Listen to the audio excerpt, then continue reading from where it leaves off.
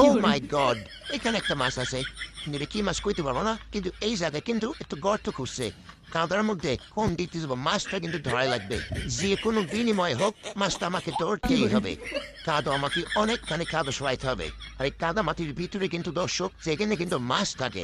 আর এই এর বিশেষ করে আমার যে ধারণের কিন্তু গুছি মাছ, এই যে ল্যাসটা কিন্তু একটু দেখছিলাম একবার।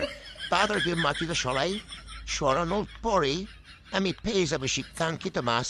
কোথায় যাবি বাচ্চা ধন, কার হাতে পড়ছিস? এই তো পেলাম, এই তো লাশ দেয়া গেছে, পাইয়া গেছি বড়। হ্যাঁ, কই যাবে এই ইসি? ও পিছলে গেছিস, অল পিকচার্স নরিশ হালাবে, পাইও পাইলাম না। এবার আমার হাতে বাদ ছিল শুধু, তারপরে পাইলাম না।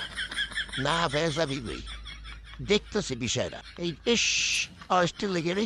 আরেকটু এইবার পাম্মা বললাম আমার পিছনে আইতে সুসলা, পিছনে কি যাও লেগে রে।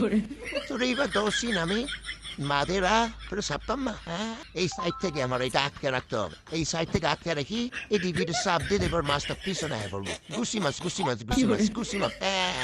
হ্যাঁ বলতো চাচা, কি ভাবছো? তোমার ধরতে পারতাম না, হা হা, এই মাছ দিয়ে স্বাদ।